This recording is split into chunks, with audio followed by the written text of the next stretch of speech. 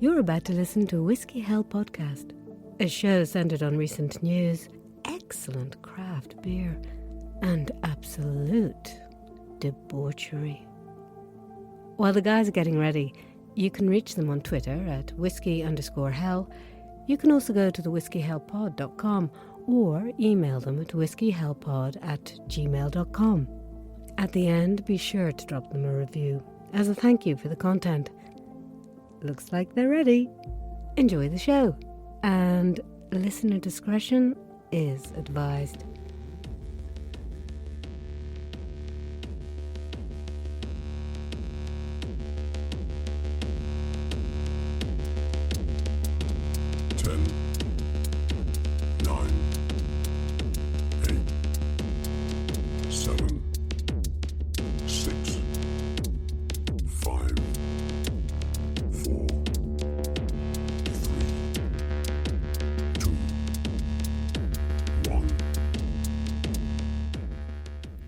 This is Whiskey Hell Podcast, your news show that looks at the news for what it is. What we'd love for it to be is something that you can just think through and decide for yourself. I'm Steve McShane. I'm Fitz.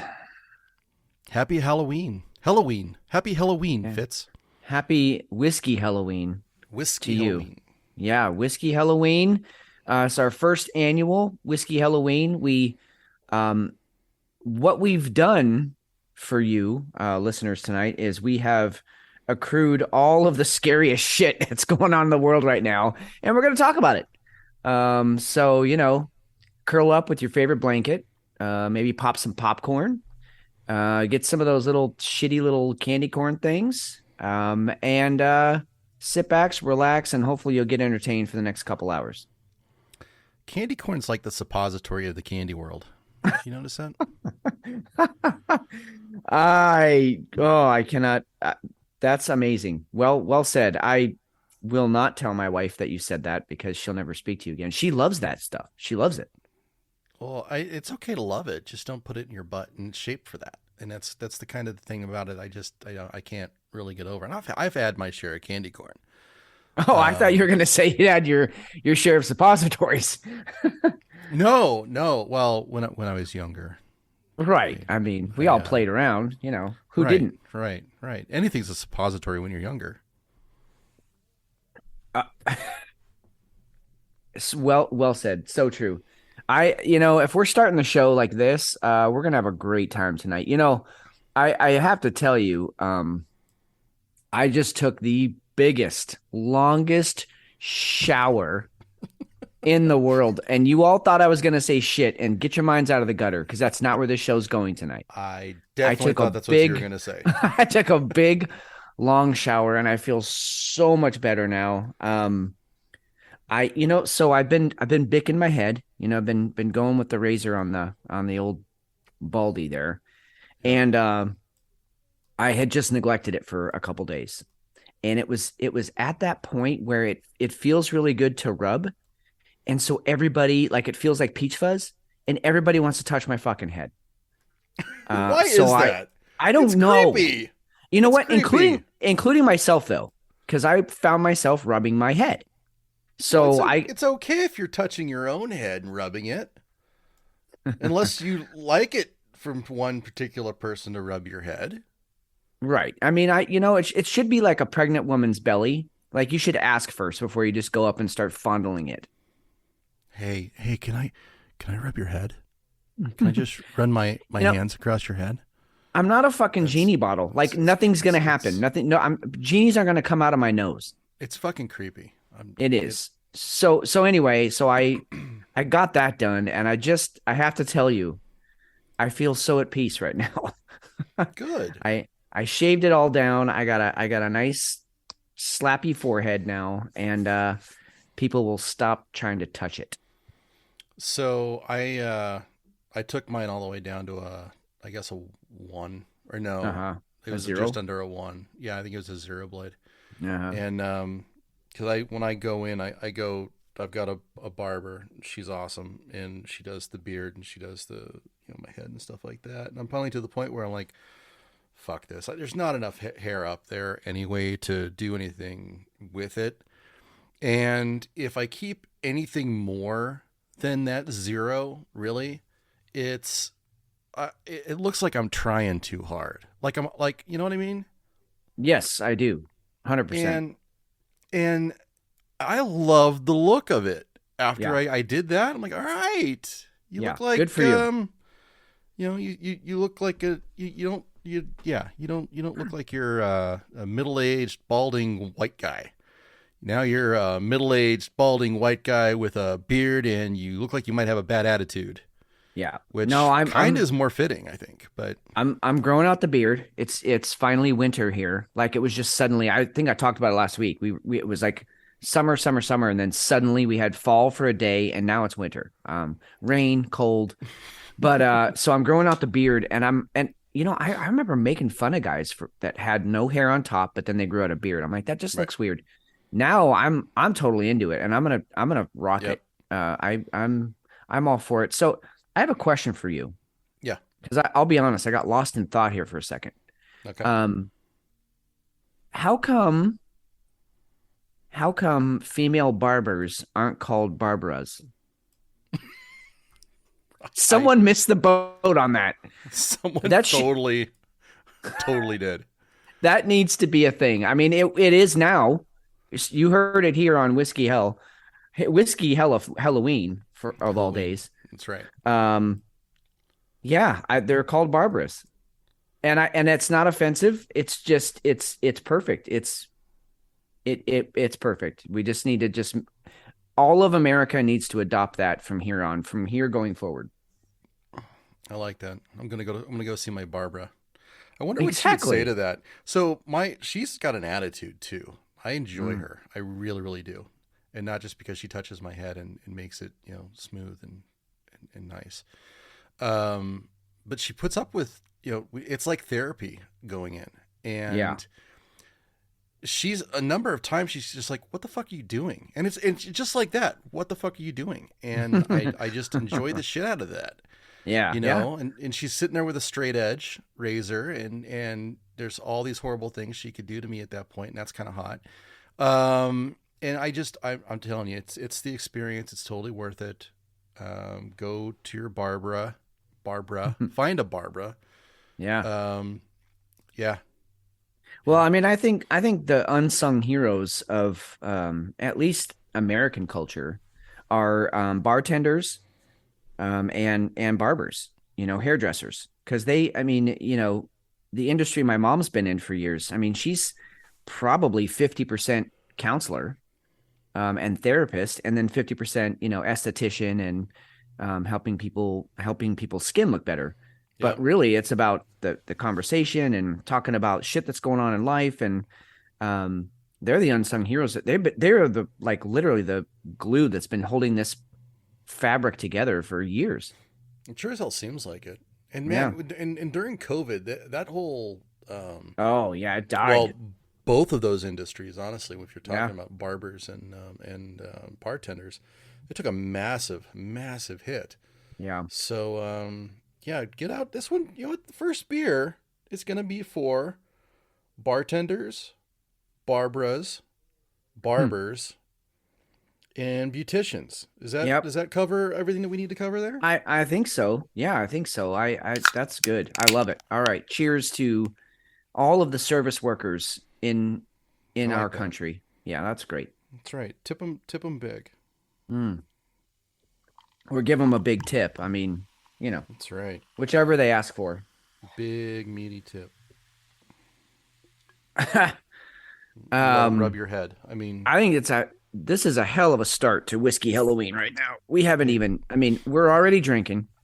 We've already coined a new phrase. Yep. And we have yet to talk about our amazing beers, which is, it's going to be a good night. No, absolutely. I'm excited for it. So let's go in with that. Let's go ahead and get into it. What is your first beer? Well, I'm on a kick. I was thrilled to. I went to a different place today, and I was thrilled to find it was a grocery store, local grocery store, that they had another in that series, that Pelican series, where they're casking stuff. So this one is a Pelican. It's called Captain of the Coast. This is a wee heavy ale aged in dry fly wheat whiskey barrels. So dry fly is a distillery up in Spokane, Washington. So there's a whole long thing here. I'm not gonna get into it. But it is a wee heavy, which you and I have always been partial to wee heavies, based on that Scottish, very malty, little on the sweet malt side, very boozy, and they give you those kinds of buzzes that you feel like in the top back of your skull. Oh, It's not, you know what I mean? It's not a low buzz. This one's like high frequency. Like this is the stuff you drink when you feel like you might be coming down with something, right? Like Okay. Yep. I might have the COVID, I might have SARS, I might have, some form of cancer. This is what you drink. You go for the wee heavy, you pound it, and you hope for the best. So anyway, I'm excited about this because it's in the wheat whiskey barrels. It's been aged in that, and and isn't that a pretty bottle? Just with the black and gold like that. Yeah, it's their signature, and I can't. We've talked about this on the show, but their site is absolutely gorgeous, and their beers are even better. So it's definitely something. Wow. Something to go take a look at. That's Oh, pelicanbrewing.com, by the way. Yeah, Walk us through it. Captain of the Coast just came in my mouth. Okay. Good. All right. Really, you know what? There's some cherries playing in there. There's a really hard oak dildo just sort of deep throating me. God.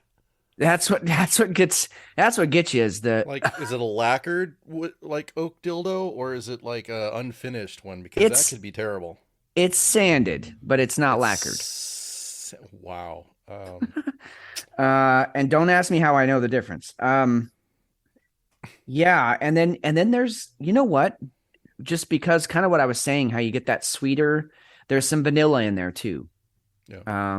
Really, God damn, these beers are so complex. I'll tell you, folks, when you take a good beer and then you throw it in a barrel of some sort. I mean, and they'll throw a beer into all kinds of barrels. You can do whiskey, you can do bourbon, you can do wine casks, but when you do that, you get this level of complexity that just it's almost, honestly, it's one of those things where you could have this beer every night of the week and get a different sort of experience from it because there's so much going on here. But really, the cherries and the oak up front, and then the vanilla in the back with a little bit of spice there, and the booziness isn't too bad. It's only a 9.5 ABV, so not it's nothing that's going to knock you on your ass if you just have it by itself. So yeah, I'm very pleased.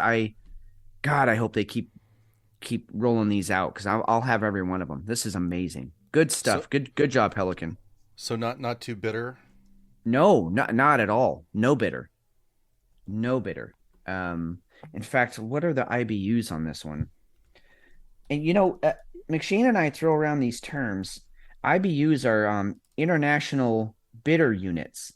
And the higher the number on IBUs, the more bitter something's going to be. So some of those IPAs you get that are really piney or really super citrusy, they can be 100 IBUs, which is just, to me, it's not enjoyable. And we've talked about that on the show before. But you get down under 50, I'd say, and things start getting really pleasurable. Yeah, it's easy drinkers at that point. Yeah, exactly. It doesn't have the IBUs listed on here. That's okay. Yeah, it's not always on those things anyway. So no, it's not. But I will say, it's got to be down in the 30s or 40s. It's not bitter at all. It's a really pleasurable beer. Smooth criminal. I like it. Yeah. So what are you taking down over there? I have my first Dust Bowl Brewing beer, and I found a Public Enemy Baltic Porter. I'm popping good my for you. P's. Yes. Yeah. This is my jam. These are my favorite beers, period. So when I saw it, I was really, really jacked for it. I went to Bottle Shop 48, neat little store. If you're in Arizona, if you're in the Phoenix area, it's worth the trip. I always go here whenever I'm working at my Phoenix location. So if I have to go down there, I hit this place on the way back. They just opened. I was the first person in, and they were stacked with dark stuff. So I was super happy. Oh, nice. Yeah, Gold mine. Finally starting to get some good stuff here. So, Yeah. so I was really, really happy to see this. First off, really because it was a Baltic Porter. I don't know Dust Bowl real well. They're out of Turlock, California. Yeah, I was gonna say, where are they from? I've never even heard of them. Yeah, it's Turlock, California. I've never even heard of Turlock. Let's throw that one Me out. either. I know of Temecula, California. I've done Right. some training in Temecula, but not Turlock. Don't know where that is. Yeah, we'll have to look that up and see where it is. So this is a 9%er, and Fitz, they nailed it. Nice. They absolutely nailed it. 9% Baltic Porter. That you got a unicorn right there, man. Yeah, I'm really, really happy with it. I'd be more happy with them if they actually had the beer on their site, because it really is worth having up there. But I'm really, really happy with it. It's a little bitter, a lot of malt. It's got that meaty texture goodness that comes along with all good Baltics.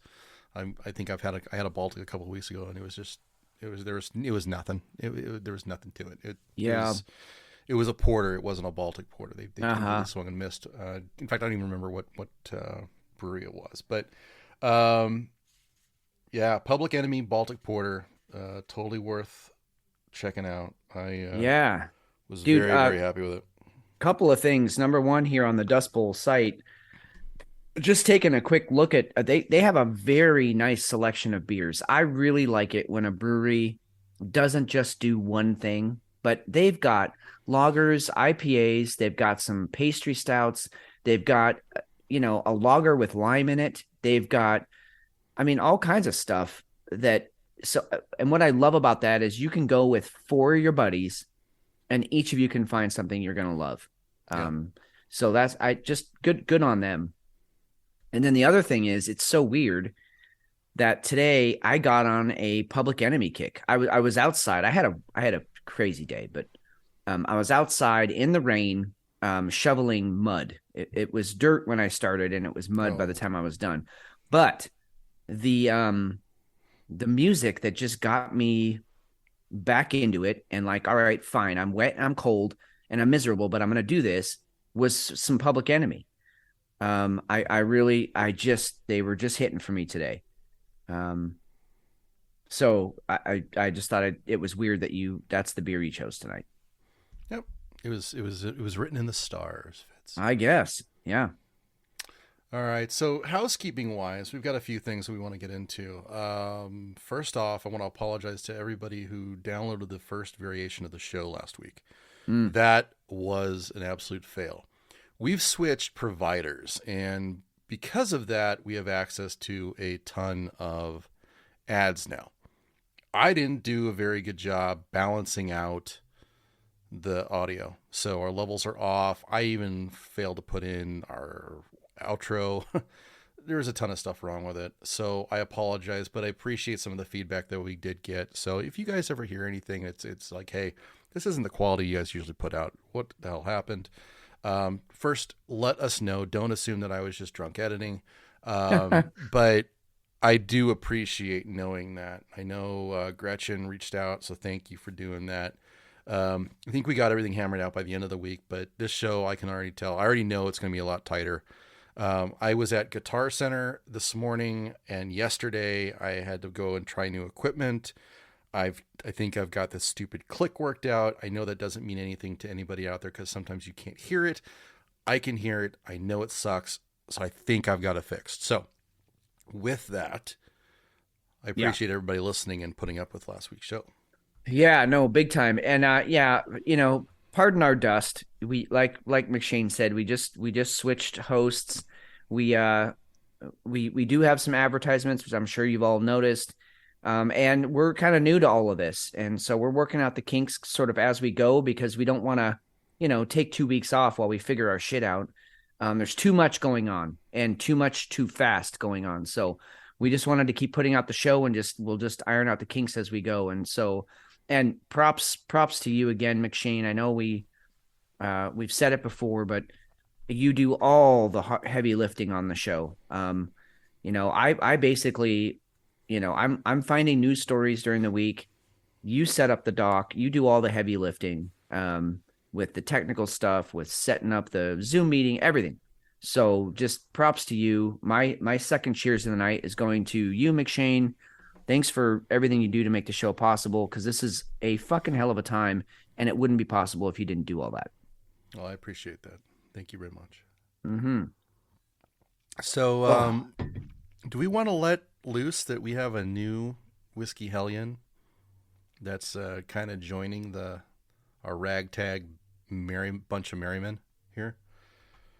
Yeah, why don't we? All right. Take it away. Well, so because of our the new hosting platform and us trying to get to a broader audience, we're going to be bringing on a very astute, very intelligent young lady, who is a friend of mine. She's got a busy schedule, and so it wasn't so much her begging to do this for us. It was more me saying, hey, do you have time to help out a shitty little podcast? Or not a shitty little, but a small podcast. We want to get bigger. And she is on board. So she's just going to go by Jazz. We're just going to call her Jazz. She's going to do all of our social media stuff. She's going to be handling Twitter when we don't want to post on Twitter. I know we're still going to be posting stuff on there too, but she's going to be in charge of making sure we're on Twitter. Even if McShane and I are busy, she'll be still getting on there and making sure that you all know we're still alive. Instagram, we want to start making some TikToks. I've got some great ideas, which I want to run by you, McShane, later after the show. Okay. Some great ideas for some TikToks. Do they involve really big boobs and dancing? Not yet. Okay. But that's like stage 3. Okay. This is stage 1 here. I'm totally in. Okay, because we got to attract the big boobs first. Okay, that sounds. See what I'm saying? Okay, all right, yeah. So we got to dangle the lure. And then any other social media platforms, and this is kind of where you listeners out there, you could help us out a bit. Is there anywhere that you go on social media for a quick, blurb, news commentary? Maybe it's YouTube, maybe you are exclusively on Twitter, whatever. Let us know. Shoot us a note through the usual avenues. Let us know where you're getting those short clips, because I'm thinking even if we if we make something for TikTok, it'd be easy to throw it on to YouTube on their new Shorts platform. So we could do that too. And then anywhere else that you're getting your stuff from, just let us know. We want to get everywhere and anywhere, and Jazz is willing to help us with that endeavor. So anyway, welcome to the team, Jazz. And I know she's one of those type A personalities where she just basically overachieves at everything she sets out to do. So I'm not even expecting good things. I just know good things are going to happen from this. So I'm really excited about it. Well, I'm excited as well. I've heard, like you said, nothing but good things have you've mentioned, and it sounds like she's an absolute badass. Yeah, she really is. So I'm eager. I am waiting eagerly to see what she comes up with. We spend all of our time hashing out show notes and doing stuff like that, and would love to. I'm not the most creative individual, so I'm really looking forward to somebody who can attract everybody. I don't know. I don't know. Just really get after it. So yeah, she's young, so she's gonna be definitely in tune with the younger crowd. But I also think she's got a pretty good, thumb on the pulse of, say, 30 plus. So we're not going to alienate anybody who we already have as fans. But we're also going to start attracting some newer fans, hopefully, in that younger genre. who can put up with our toxic masculinity, I guess. Yeah, I was going to say, we're probably alienating people left and right every day, Yeah, but let us do that. yeah, Jazz is not going to contribute to that, though. I'm No, absolutely, nope. in fact, she may even heal some of that. So, and we're all about healing here. So, Oh, it's about community. That's that's right. healing hearts. Yep. So Healing anyway, hearts, I'm very holding excited. hands. Yeah. And only bigger, better things to come, I think, for all of us.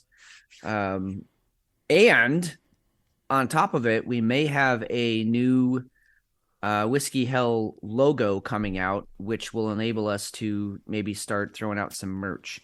But Yes. that's probably something that we're going to look at for the new year.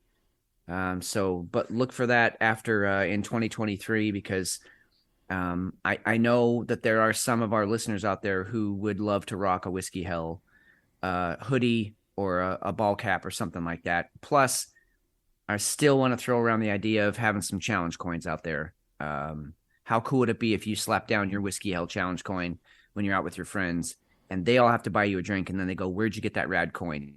Well, I'm part of the Whiskey Hell fan club, and or I'm in the Hall of Champions, whatever. Yep. And Project so anyway. Mayhem. Yeah, exactly. So exciting stuff coming up. We're excited about where the show is going. We're excited for all of the listeners that made this all possible, and welcome to all of you new listeners. I know we've got new listeners coming in every week, and so welcome to all of you, and enjoy the ride. All right, we're going to go ahead and take our first break, enjoy our sponsors, and we'll be right back with you. Getting into the first area of the show here, it was an absolutely ridiculous last 2 days. Dude, I want to attack. What go? No, I was just gonna say. Do you remember on Monday? Because we're doing the show on a Friday night this week, because McShane's got some partying to do on tomorrow night, on Saturday. So we're doing the show on Friday, and there was a little bit of concern on Monday, Tuesday, even Wednesday. We mentioned it, that it was a slow news week. And were we going to have enough content for the show? And then Thursday and Friday today happened, and holy shit, the floodgates opened. Here we are. We have more stuff than we're going to be able to get to in this show. So yeah, let's start attacking it. But my God, was it busy.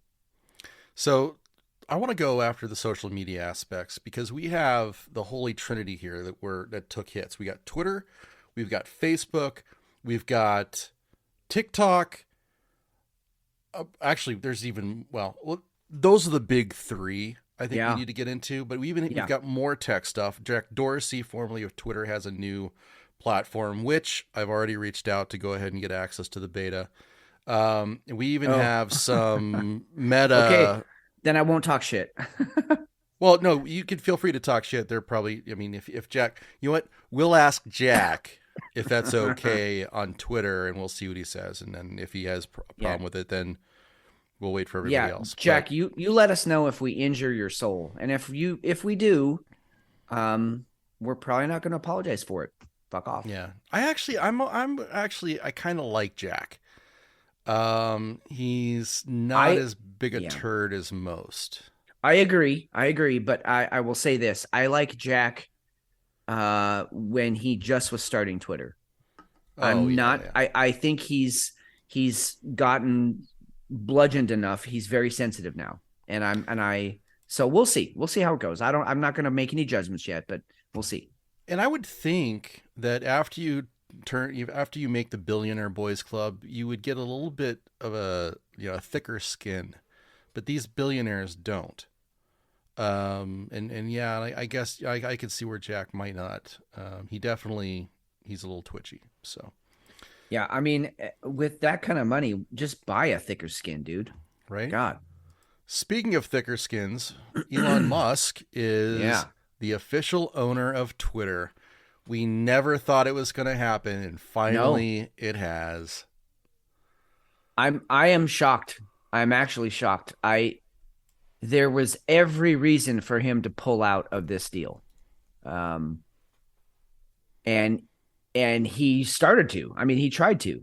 And then I guess the deal got sweeter in a way, and some guarantees were made for him that he decided to go ahead and go forward with it.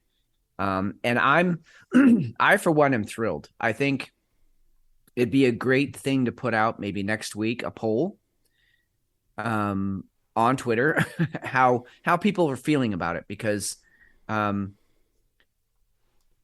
think some people, well, we know a lot of people are nervous. And I know that you did put a poll out. and so that's, and I did answer on it. Yep. But I just want to know, well, go ahead. Let's talk about the poll that you put out. So this all kind of happened pretty quick today. So we went ahead, and normally I like to run a poll like a good, 5 days.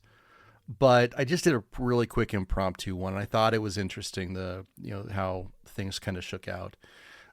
Quick poll for the day since we record tonight. It's official. Elon owns Twitter. What kind of changes do you see happening? So this is all about the free speech aspects of it. I think your poll you're talking about, I think we should do is probably going to be more temperature taking. Yeah. Right? Yeah. Emotions. Yeah, exactly. Yeah. So, none, 0 changes, 41.9%. Wow. I love our listeners. They're absolutely fucking outstanding. And this was 31. We had 31 votes on this. And right now, I actually put that out for almost 2 days. Oh well. Anyway, but as of tonight, anyway, 31 votes are in. 41.9%, no change at all. 38.7% believe there's going to be more free speech. 3.2% left-leaning. 16.1% right-leaning. I'm fascinated by the first two. Yeah, and I really actually like the categories that you put out. I think I'm with you. I think it's very interesting that people think there will be little to no change. Actually, they said none, no change. I personally, my vote in there was, I think there's going to be more free speech. I think Elon, and again, we're talking about a man who has admitted the fact that he is on the spectrum. Okay, so if you're on the spectrum, logic rules the day, and lying, falsification, those things just don't really compute. They're inefficient. They take too much energy. So why would you do them? Most people with autism aren't going to lie unless they're really afraid of getting caught of something. And even then, they're not good liars because they don't take emotional cues well. And Elon definitely, he's charismatic. You can listen to him talk, but you can definitely see that he's on that spectrum. And so I don't see him putting up with, all the filtering bullshit that we know was going on during COVID, the misinformation, quote unquote, the blacklisting of people, or shadow banning, I guess is what it's called now, but let's call it what it is. It's blacklisting. Right. I don't see him putting up with that. And the thing is, he owns the fucking company. It's not like he's the new CEO and he has someone to answer to. No, everybody's answering to him. And I know there's a board of directors and all of that, but those board of directors are going to jump ship because they they're not going to be on board with what he's doing. So, I don't know. I think there's going to be more free speech. I semi agree with the 16.7% of you who think it's going to be a little bit more right leaning, but that's only because I think the Democrats have done such a great job of ruining things that more people who are on the right conservative side of things are going to be more vocal. But I don't think it's going to be right leaning because Elon Musk wants it to be. It's just going to be right leaning because there's a lot of really pissed off people. You might actually see the center again. Yeah, right. Imagine that. I don't care about the left. I don't care about the right. I care about balance and getting to where we need to go. And I just, it's, if you're going to have a platform that's like a town hall constantly 24/7, you got to let other people talk. You have to. Isn't it everybody's responsibility to manage who you want to listen to or who you want to be impacted by? I don't understand why we have to we have to have moderators. There's going to be times where you have to have moderators. I get that. I don't think you have to, I don't think you have to get vicious. I don't think you have to get hateful. I don't think you have to go that hard, but you don't have to cancel people. You don't have to, just because you disagree with what somebody says. I at first thought, okay, Trump got canned, and I thought that was great because he was such a fucking jackass. And now I've completely done a 180 on that because I didn't have to listen to it. I could have turned it off just like anything else. It's like, do I want to watch a TV show? I don't have to. I could turn it off. I can block it. I could filter this shit out. I can moderate for myself. And that's something that we haven't gotten to do because Pagwall, or whatever the fuck that guy's name is, had to throw up walls in front of everybody. I'm going to go ahead and I'm going to take care of you. I got you. It's okay. It's okay, woke little one. I've got you. I'm going to tell you what to think. And that's bullshit. So I was ecstatic when those guys got canned. Yeah, me too. There's a there is a very subtle reverse racism that's happening right now, and I'm gonna say it, and I'm telling you that this is just my feeling. This is not a reflection of Whiskey Hell in general, although maybe McShane will jump on board with it. I'm just going to tell you my feeling, but there is, and this has been my problem with the Democratic Party's philosophy ever since the beginning. I mean, I felt like I was a Democrat for most of my life. I do. I mean, of the two parties, I'm fiscally conservative, so I identify with the Republicans there. I'm pro-gun, but otherwise, I'm pretty much Democrat. However, my big problem with the Democrats is that there is this philosophy, this feeling of if you are anything but white, and I'll even say a white male, then it's our duty. I'm sorry you've been oppressed by me and people like me, and so I'm going to elevate you I'm going to help bring you up to my level, which already right there, the premise right there is I'm above you. Already, you've just set the stage for I'm above you. I need to help pull you up. That is fucking racist. It's bigoted. It's you're already starting from a place of inequity. And that's not how I live my life. That's not how I deal with people in my life. Everybody I meet deserves a fair chance. And I'm talking right up to the African American prisoner who's been in prison for over half of his life. He gets a fair handshake. I look him in the eyes and I say, how can I help? And so this whole Democratic thing of, we're going to be woke and we got to make sure we honor everybody. And because they can't handle any sort of derogatory comments towards them. In other words, you're too weak to handle the fact that some people might say something about you or your race. And so let me protect you from that. And really what we should be doing is exposing everybody to everything and saying, thicken the fuck up, because this is the world. And so that's where I part ways with the woke culture. And I do think that Elon Musk is going to bring a certain level of toughness. And I don't mean that in the male sense. I just mean that in, a thicker skin, an ability to handle adversity, read the adversity, and then come back with your own very well thought out argument against it. Don't just hide it from people and say, "Ooh, no, that's too prickly for you. That's going to hurt. Let's just not let you see that." That's bullshit. And it's racist. And don't retort like an idiot, right? And that's one of the things. I mean, you're going to still see it. You're still going to see, the morons are still going to be out there. You've got to filter those morons out if you don't like it. But you've got to manage it yourself. You truly That's do. life.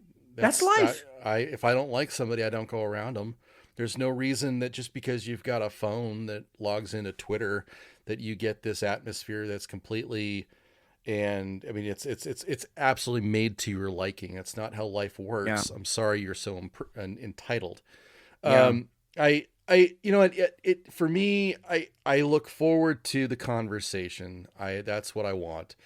It's not for me. There's I could go on at length about the things that I think, the bias, the agendas, the appealing to woke culture because it's going to get you votes.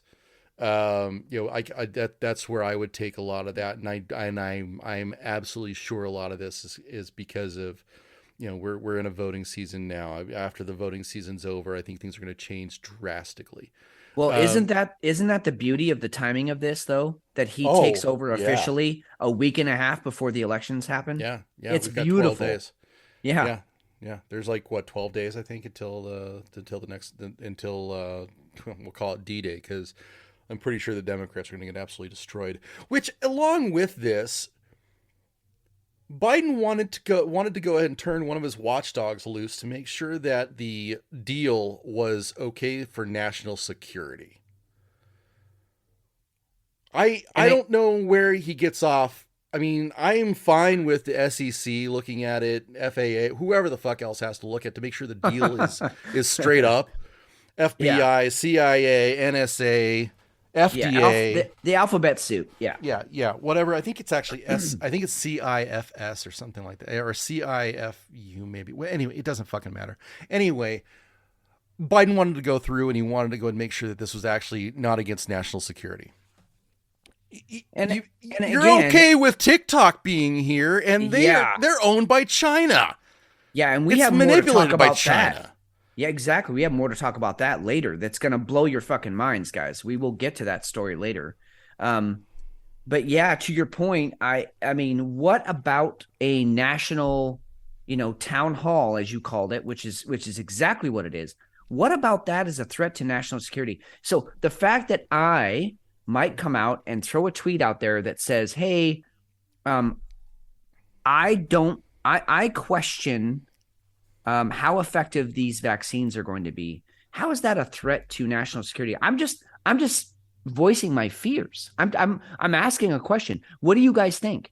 Is everybody on board with this thing, or could there maybe be some possible side effects? Which, if any of us have been following the news, there's tons of them. But at the time, it was like, hey, I have some questions. Can I ask these questions in a public format? And you were just completely shut down and shadow banned. And that, to me, is a greater threat to national security than letting the question be out there and hang. I mean, yeah. No, go ahead and finish. No. I think that, yes, there has to be a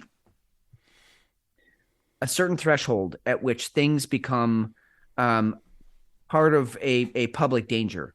But asking questions, wanting to know more, stating facts that maybe they don't align with big pharma, but they're still facts. Facts are facts. That's not a national security issue. That actually makes our union, our republic, which is what this was intended to be, not a democracy, a republic. It makes our republic stronger. And when we start censoring those things or filtering those things or shadow banning them, the new term, you lose strength of the union. You all of a sudden turn people against each other. Now we are not a union. Now we are a balancing act. And I don't want to be in a balancing act in this country. I want to be able to say what I need to say, ask what I need to ask, and then let's have a discussion about it. And even if I hurt your feelings, fine. I will apologize. I didn't intend for that to happen, but can we move on with my actual questions and my actual statements that have validity? Let's get past the hurt feelings here. There's worse things that can happen than hurt feelings. And you know what the problem is? Too many people haven't been in a fight. My God. They just haven't been in a fight. Somebody needs to take one on the chin. Now, is that what Yeah. you're saying? Smack in the mouth, man. Jesus. Anyway, I think we kind of killed that. Although there's a few more things about Twitter here that we should hit quickly. Because in addition to all of this, Twitter is also going private.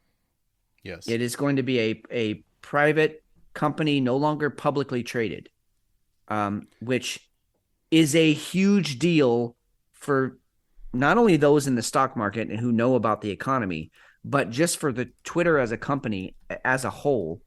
And what's your opinion, McShane? I actually think this is a brilliant move.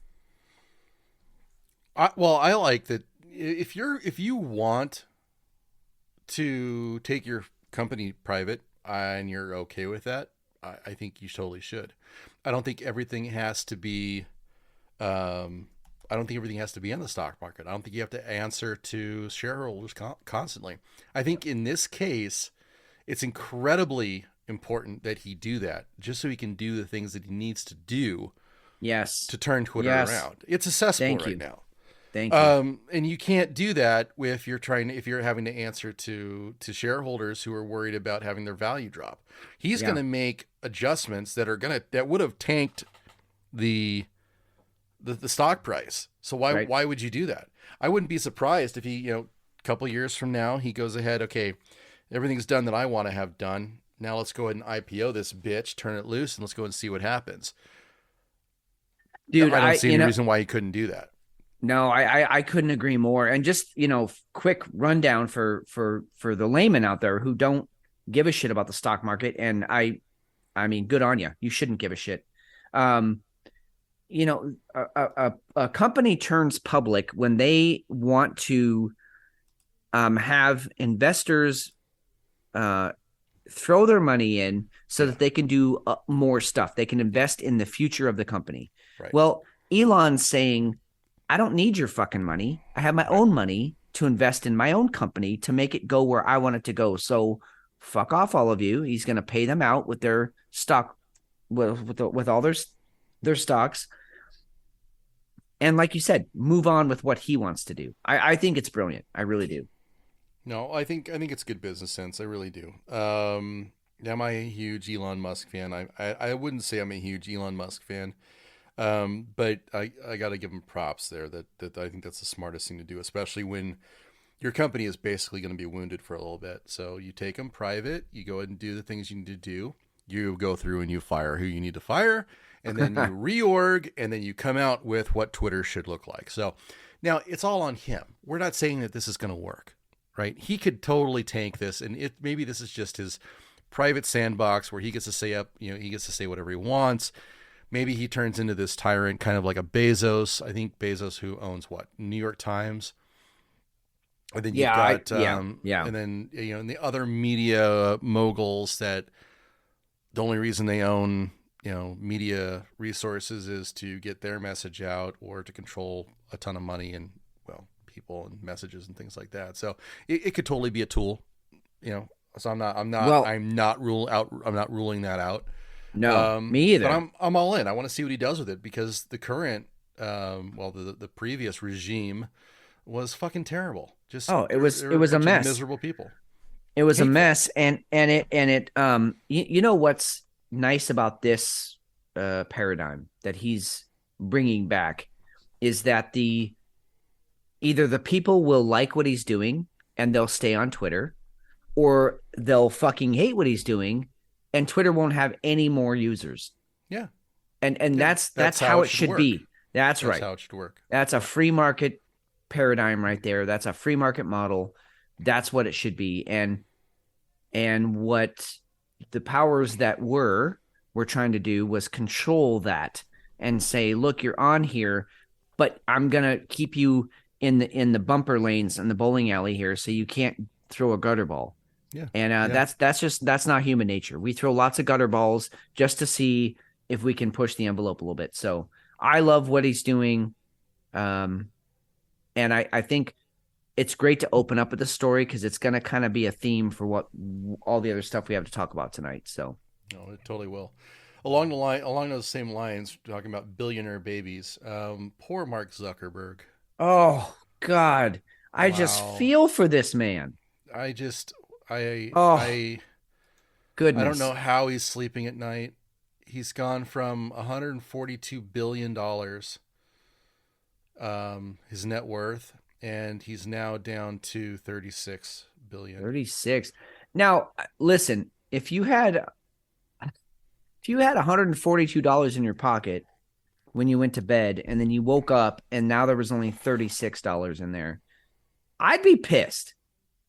I'm not going to lie. I'd be pissed. But wouldn't we're you talking- wonder what happened to it? yes, exactly. I want to know what happened to it. B, I would also, we're talking billions here. So like 36 billion is literally 36 billion more than I've made in my entire life. So, he doesn't have anything to be upset about in that sense, but dude, you're running Meta into the ground, or you and the people you've chosen are running Meta into the ground. This is the fuck around and find out mentality. Yeah. If you're not going to put a good product out, right? If you're going to fuck around with allowing the FBI to push you around, Russia to put you around, your messages get convoluted, you're cowering to sponsors, you're taking data and you're sifting through it and only posting what you think is right. You don't fact check. You put up a bunch of crap that's untrue in the first place, but then anything that's contrary to the narrative that you're okay selling, and I'm specifying selling because that's what they do. It's not excuse me. It's not just, hey, this is what we believe. It's we're pigeonholing this to what our sponsors want. Yep. Yeah, people should absolutely say, you know what? I'm fucking out. I don't need this. I don't need your platform. I don't need to show off what I'm doing. I can go and be a jackass on other platforms, and there's a ton of different options now. So it's not like Facebook is doing anything remotely to keep anybody. I don't know what the demographic is. One of the things that I would like to find out is what is the age group for users of Facebook, because I'm willing to put money on the bet that it's not people under 40 years old. Typically, I don't think there's a lot of them. It's mostly people who are wanting to stay in touch with, old high school friends, family, grandkids, stuff like that. There was a point I was going to make from something you were saying. It was really what you were saying was exactly right, and I was just going to hit it a little harder. Damn it, I lost it. I'll get it back. So I guess my point is, you put out shitty content, you're going to get bounced, and that's the way it works. I know what it was. So little known fact, 97% of Meta's income, 97%, comes from advertisement on Facebook, Instagram, PayPal, all those things that they own, that Meta owns.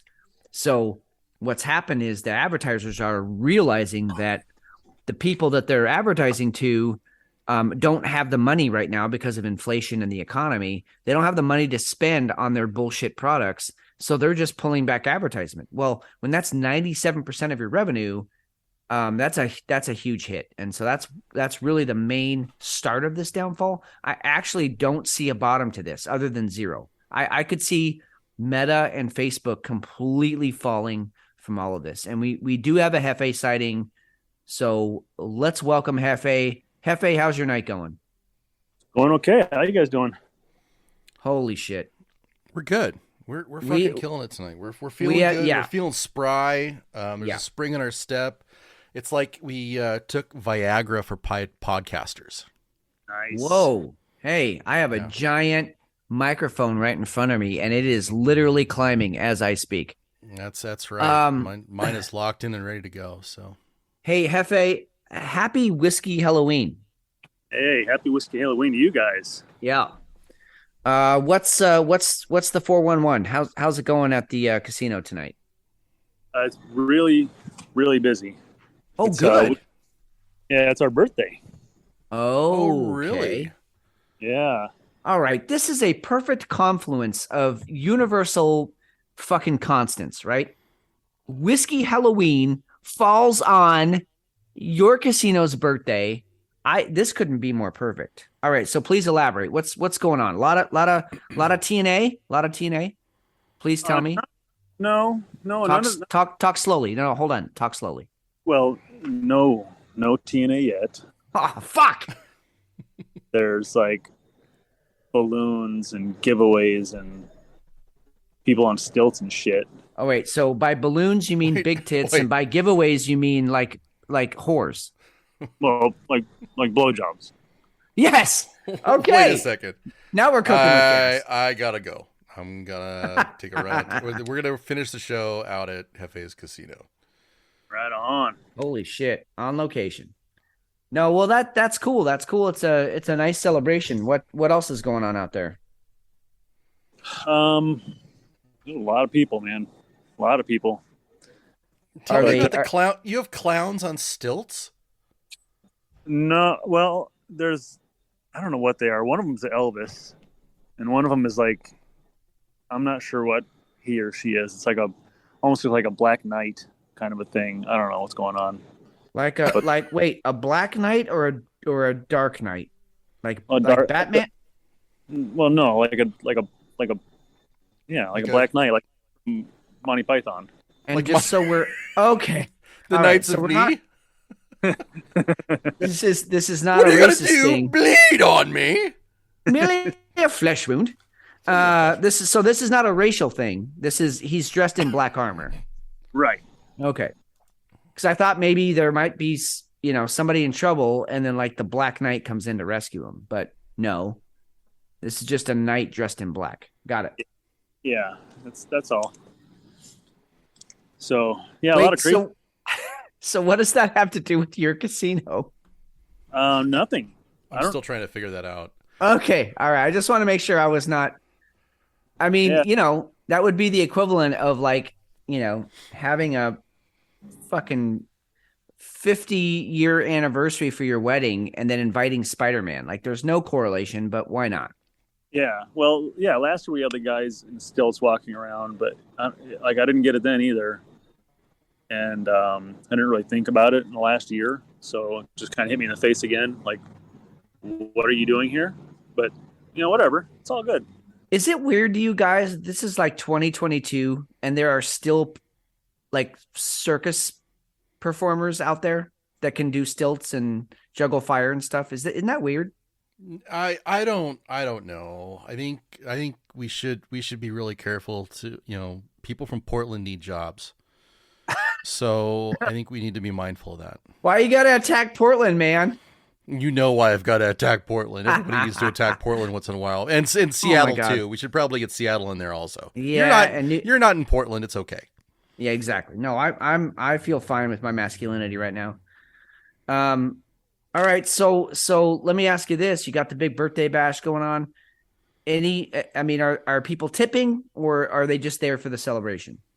There's a couple here and there, nothing, off the chain yet, but it's just, there's a lot of people. So there's a lot of opportunity, So, I don't know how long you guys are going to go for, but we got the Father Mucker going tonight. So I'm going to be another hour after.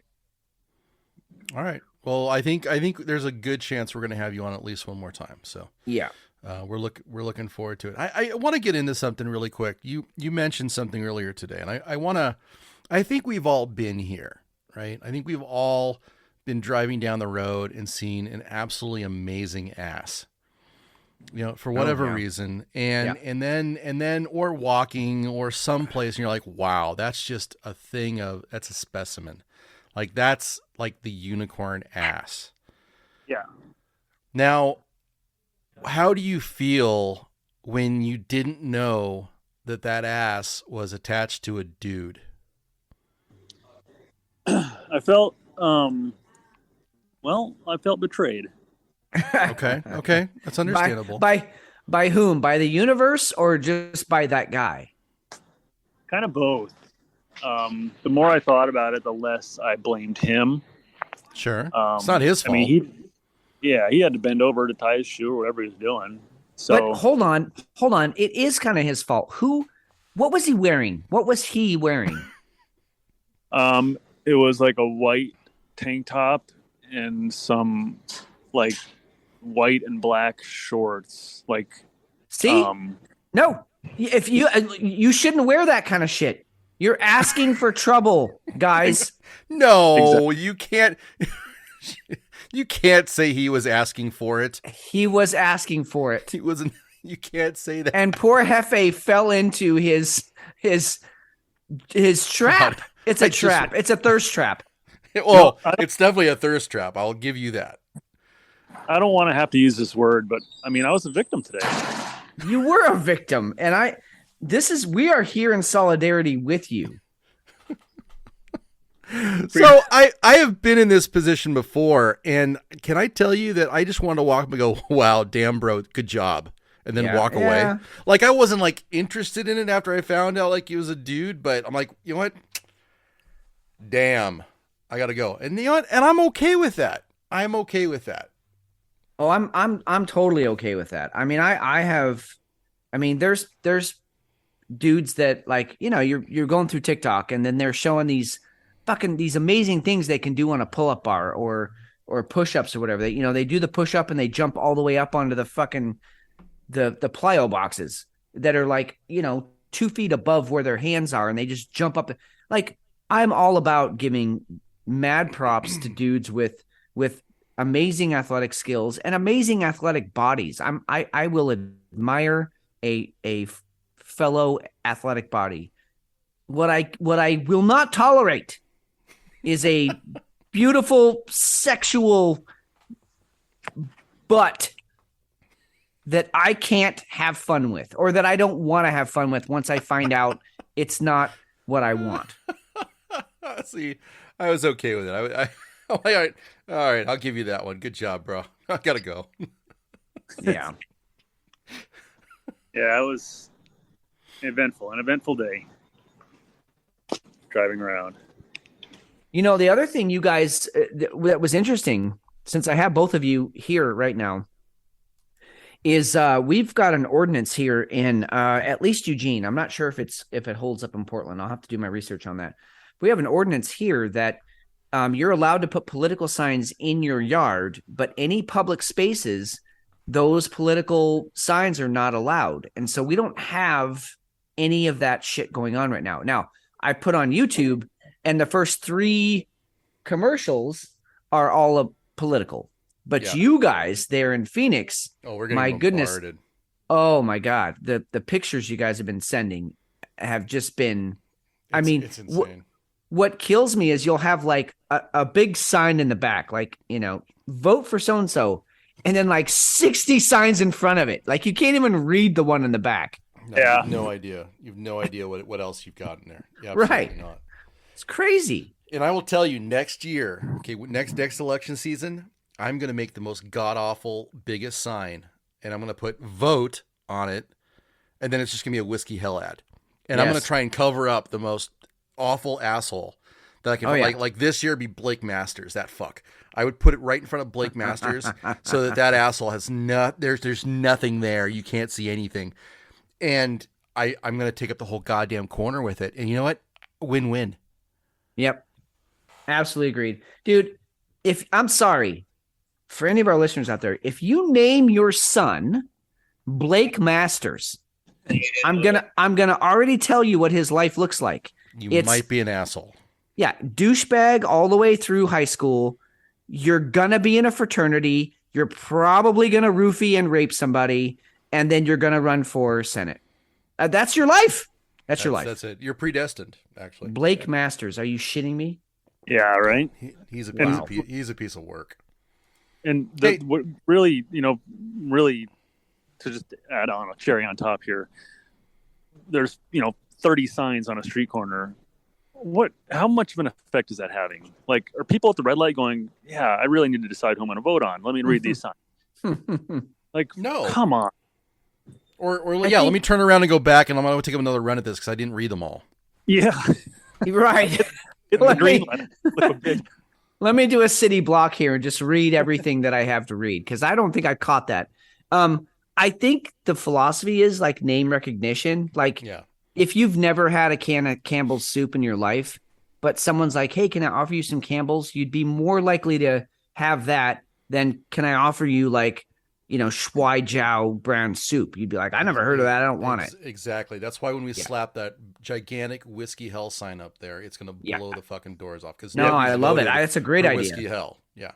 You're totally right about that. And let me just say that, I mean, that is really, really sad that we're at that point. Yes. Or name recognition, they're going to go down the ballot going, oh, that's right. Who's running for that? I've seen that sign a million times. That guy must be good. So is he an R or a D? Yeah, exactly. You guys know, you've seen those signs in people's yards, those like, virtue signs where they're, we believe in science and we believe that all lives matter and we believe blah, blah, blah. We need to make one that's like, we believe in Whiskey Hell's science. We believe in Whiskey Halloween. We believe that Whiskey Hell lives matter. We believe, and just all of us have those in our front yards. I'm totally fine with that. What are the parameters for putting signs up on a street corner? Do you have to get a permit? So I think it changes. I think it's an Arizona statute. So I mean, it's gonna be a statute that's gonna be per the state, right, or in the locale. So that's what we'd have to look at. But there was a guy out here who put up vote for Dixon Butts, and it said not running for anything, but everybody likes Dixon Butts. So and he's wearing a cowboy hat and he's all dressed out in his cowboy shit. And it was so goddamn funny.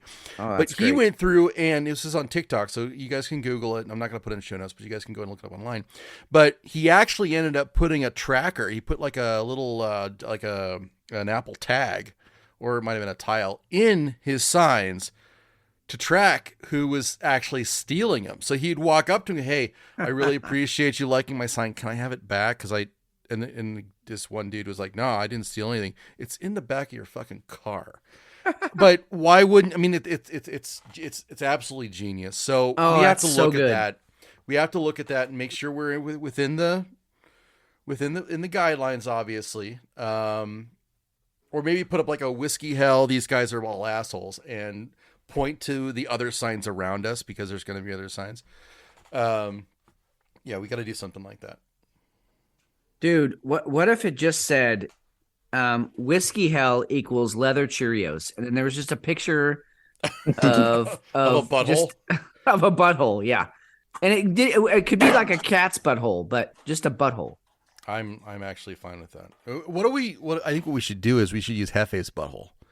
We'll take a picture. Hefe, hook us up with a picture of your butthole, and we'll make sure it goes on. Wait, hold on. No? Not us. Oh, right. Hook McShane up with a picture of your butthole. I don't want that. Should I get that thing waxed first or bleached? Yes. Anything? Maybe bleached. Yeah. Because after years of abuse, some of which I'm aware of. Wait. Specify what kind of abuse we're talking about here. Hey guys, I gotta go. All right, we'll see you in a man. bit. All right. Have fun. All right, see ya. The type of abuse I was talking about is what's exiting Hefe's body, and I know some of that's been pretty rancid. I lived with the man for too many years. Or maybe not enough. Platonically. Yeah, exactly. As roommates, we had a bachelor pad. Oh God, Jesus. So here's the deal, McShane. We are over an hour into the show. I think we definitely are ready for a sponsor break, right? Yep. Yes, we are. So let's take a quick break and hear from our sponsors. Let's go grab our second beer, and we'll see you all right back here in 2 Shakes of a Lamb's Tail.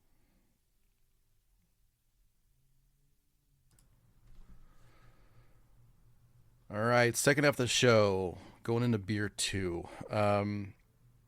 I'm excited because I have a Claremont craft ales beer.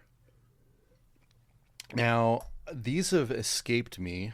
These have actually, these have escaped me for quite a while. We don't get a lot of these out here. So again, this was part of my haul from Bottle Shop 48. So,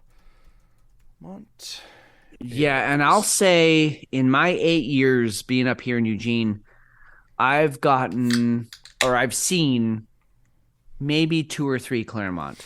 We don't get them out here either. Yeah, they're pretty rare. It's a Claremont Craft Ales. This is Claremont, California. So I'm going full California tonight, and I'm going to pour this one out. Thick, black, not quite motor oil, but it's definitely dark. Now this is bourbon barrel aged Russian Imperial Stout with raspberries and cocoa nibs. Now that's awesome. Raspberries. That's my jam right there. It's awesome if they execute it and the raspberries exactly aren't an extract. So that's what I'm a little worried about now. But we're talking about an Imperial Stout, which, again, those are some of my favorite beers. So I'm really, really excited for it. And this one, see if I can find. See, this is another one that only puts their flagships on there. That's kind of annoying, guys. It is. It really is. But that's okay. It is a bourbon barrel aged one, so it's a little unique. It smells really good.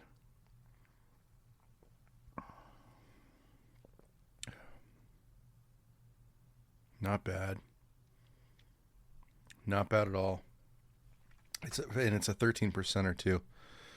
So it's going to be, it's a little bit on the boozy side. This is called Clareboya, by the way. I didn't give you guys the name, but Clareboya by Claremont Craft Ales. Not bad. It's a little extracty. I'm not going to say it's like a full on, it's not disappointing in that aspect, but it's an Imperial. It's definitely a Russian Imperial first. That's no doubt. The raspberries, I think they really just kind of waved it over it. I'm actually surprised there's as much as there is in it. I think it's important at this point in the show to make sure that our listeners understand we are not Russian sympathizers. We only like their beer.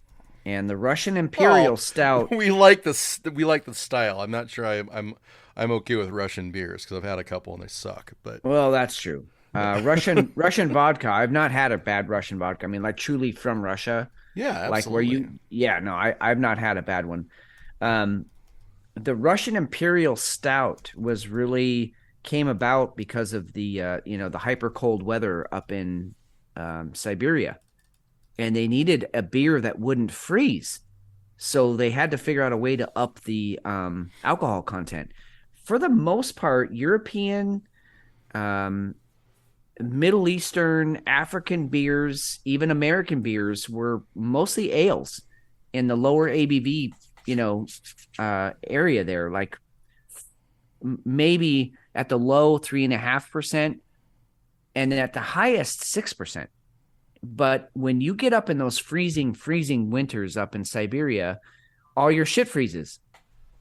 And if you don't want to be drinking vodka all night and you want a beer, you've got to figure out a way to up the ABV in the beer so that it won't freeze. So thus the Russian Imperial was born, and the recipe spread across the world, and we all get the benefits of that. So anytime you hear us talking about a Russian Imperial, it's not it's not because we're sympathizers and we're Putin fans. It's because they figured out how to up the ABV and not have beer freeze. So, which is actually just science, and it's pretty fucking cool.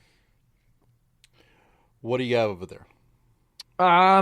So I got one. I haven't had these guys in a while. I got one from the Brewing Projekt. I've had many of their beers on the show, but I don't know. I've gotten away from them because I wanted to try other stuff, but I actually am a big fan of these guys, the Brewing Projekt. And this one it's called Futterbingers. So it's after the Butterfinger candy bar, but it's called Futterbingers. And the front of the can looks like the wrapper of a Butterfinger candy bar. So obviously this is going to be a, what do you know, Russian Imperial Stout with roasted peanuts, cocoa nibs, and chocolate. And I don't think I've ever heard that before. Yeah. So again, what I love about craft beer is there's like literally like 4 ingredients in this beer. And so, you get the real stuff. It's no impurities and all that bullshit. And so I'm going to give this a day in court. What I'm a little worried about is it's a 10%er on top of my previous 9.5%er. So we'll see how the rest of the show goes. Although I'm feeling pretty good. I just don't want it to kind of put me over the top, because that's never fun for anybody. So I might sip this one. However, when I poured it out, you mentioned in your beer how it was almost like motor oil, but not quite. This pretty much has the viscosity of motor oil. Okay, I'll be honest. It's like 1050 then, right? The Oscar Blues. Exactly. Okay. It's thick and very little head. So that tells you right there. There's not much carbonation in this thing, because there's no room for carbonation because it's so dense. So let's see what we got here.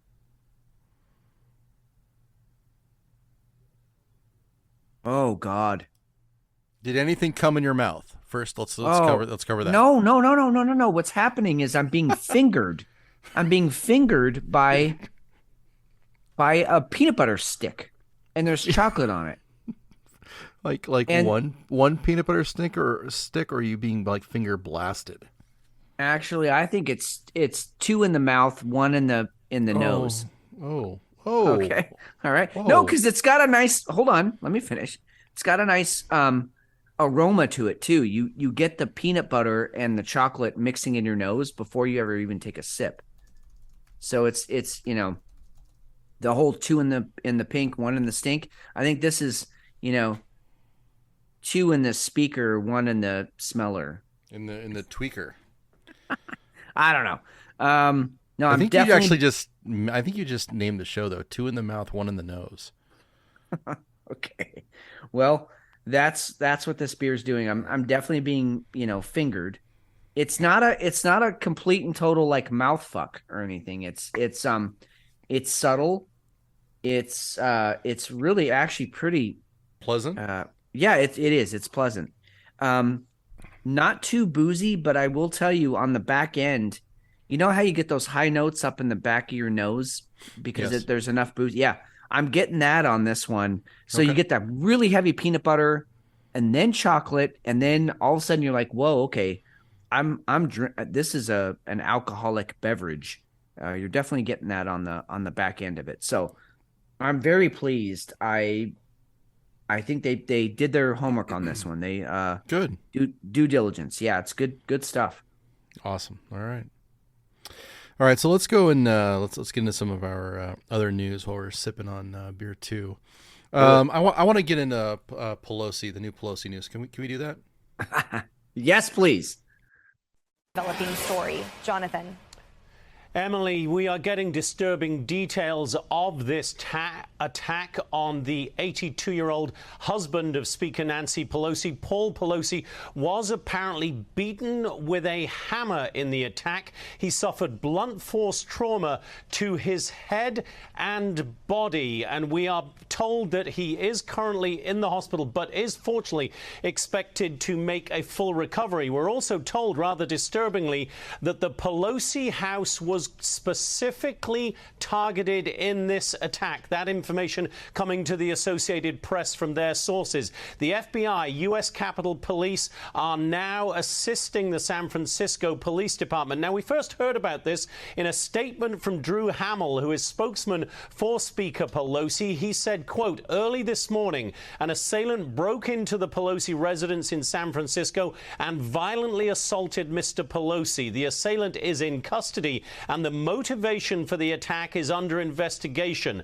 Mr. Pelosi was taken to the hospital where he is receiving excellent medical care and is expected to make a full recovery. Now, Speaker Pelosi was not there at that house at the time. She was, we understand, in Washington, D.C. The big question is motivation. We may get some answers on that in a press conference with the San Francisco Police Department due in just about 30 minutes. Obviously, this could have been an opportunistic crime, somebody targeting that house because he thought the Pelosi's was away and could therefore burglarize it, or more disturbingly, it could have been politically motivated.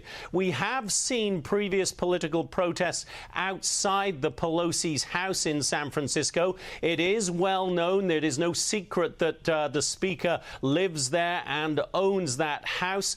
There were protests there in July 2020, as you see there, and graffiti was daubed on the house on New Year's Day 2021. Now, the attack has been condemned by people across the political divide. Republican John Dennis is running against Nancy Pelosi in the midterms. He said this was, quote, an appalling act that deserves condemnation and contempt. No one has the right to violate another's property, nor to initiate force on anyone else. The Pelosi's are neighbors, Mr. Dennis said. My family and I wish a speedy recovery for Paul and swift justice for the assailant. The White House has also issued a statement saying the president is praying for Paul Pelosi and for Speaker Pelosi's whole family. President Biden apparently called Speaker Pelosi to express his support after what the White House called a horrible attack. And once again, Emily, in just about 30 minutes, we're due to hear. So that is actually off of Fox News. So, Yeah, I mean, thoughts and prayers obviously go out thanks, to. Thanks, Joe. Thanks, Joe. Yeah, I'm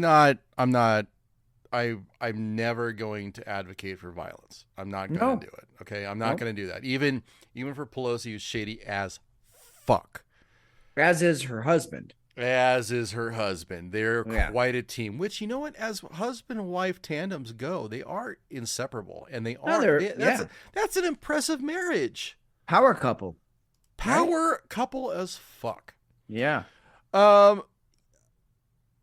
Maybe it's the cynic in me, but the first thing I did was I went straight to it's 12 days from the election cycle, and she's up for re-election. Yep.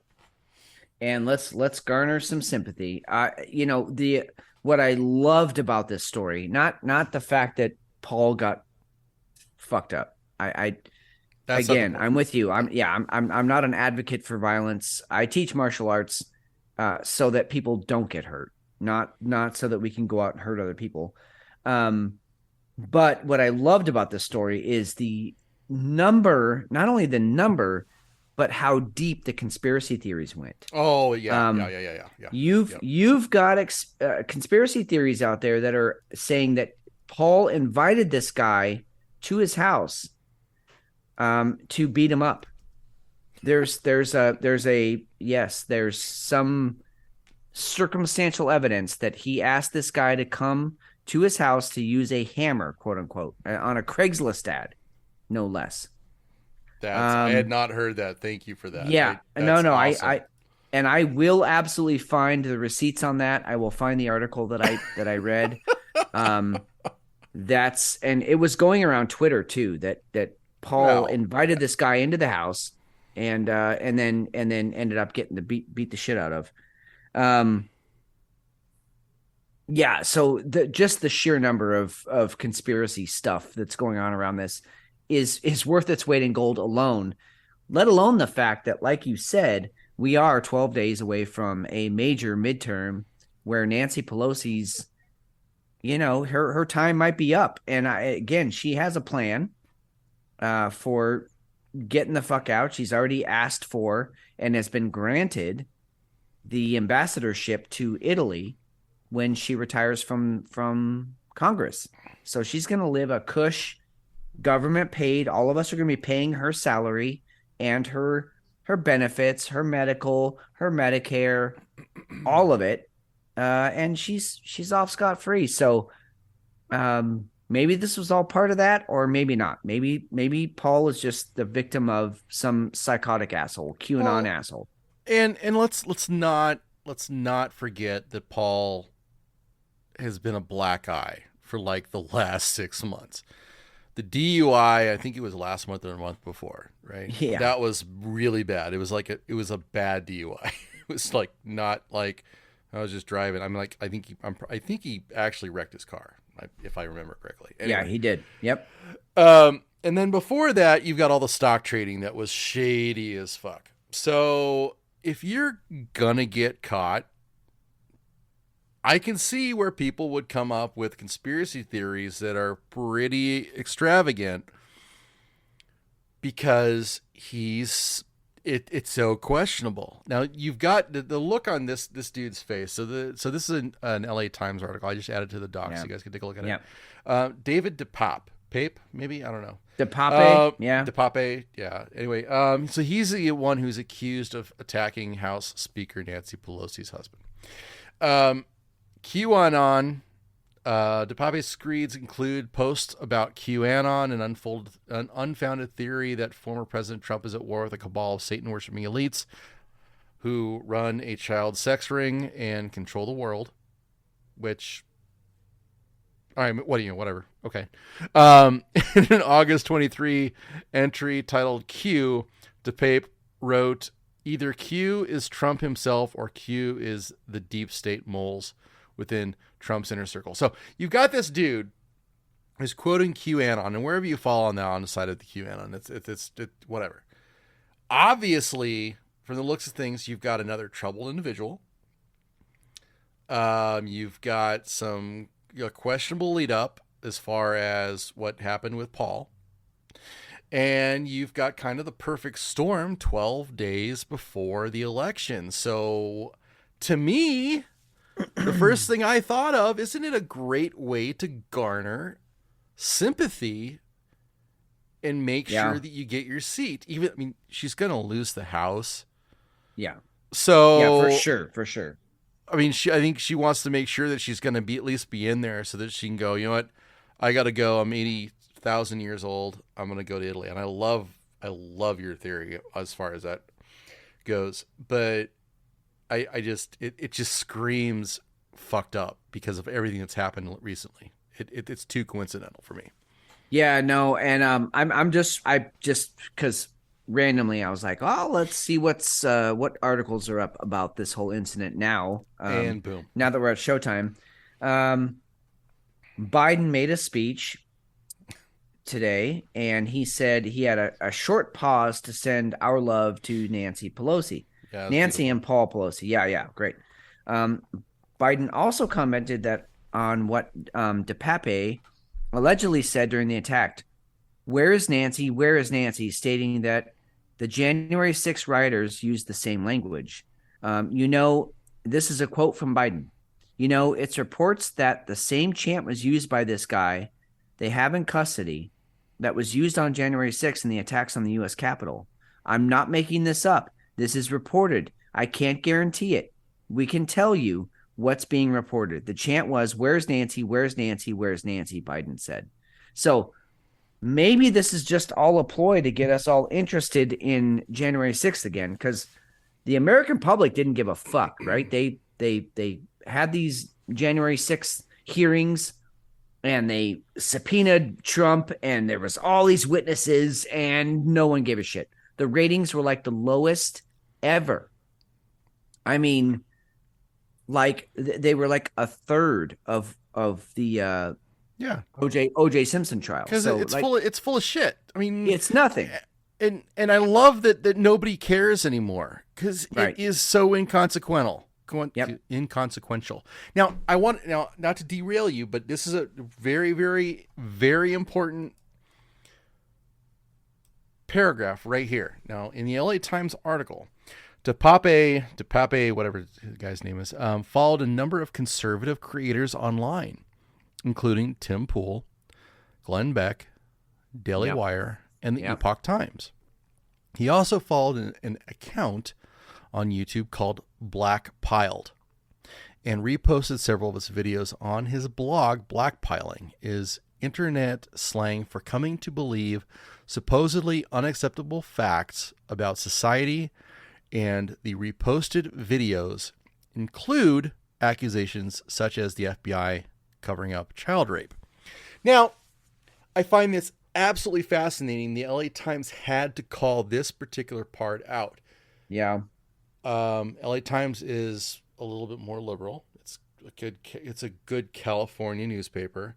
Yeah, right.